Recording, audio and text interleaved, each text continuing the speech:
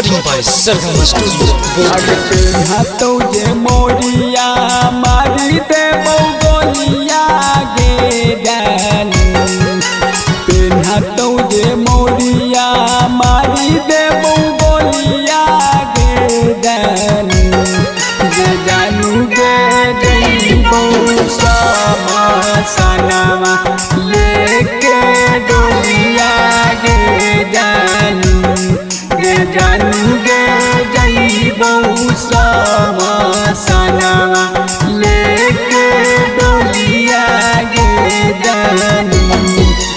भले हम खेली लेबो खून के होलिया गे जानू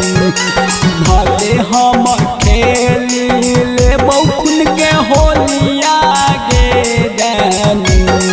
गे जानू गे जईबो सामा सनावा लेके डोलिया गे जानू गे जानू गे जईबो सामा सनावा लेके डोलिया गे जानू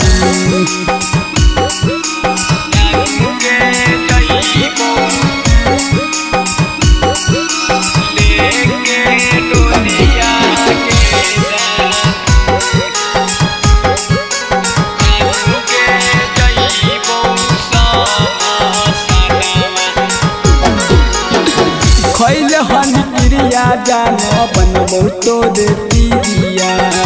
कैसे तोड़ के जाई पिरिया के डोरिया ए जान खैले हन क्रिया जान बनबो तो दे पिरिया कैसे तोड़ के जाई पिरिया के डोरिया कुहा तो करे जावा जई से कोयलिया गे जानू कुहा तो करे जावा जई से कोयलिया गे जानू गे जानू गे जईबो सामा सनावा लेके डोलिया गे जानू गे जानू गे जईबो सामा सनावा लेके डोलिया गे जानू गे जईबो लेके डोलिया गे जानू जानू गे जईबो सामा सनावा लेके डोलिया गे जानू खेल गेली खेला जान सरगम के साथ गे धैलनी कोई से शिवचना के हाथ गे खेल गेली खेला जान सरगम के साथ गे धैलनी कोई से शिवचना के हाथ गे अगलाई के तू दे जहरा के गोलिया गे जानू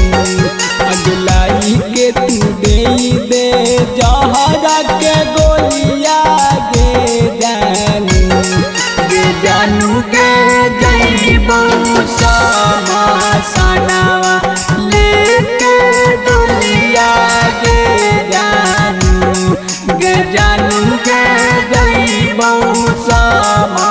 सनावा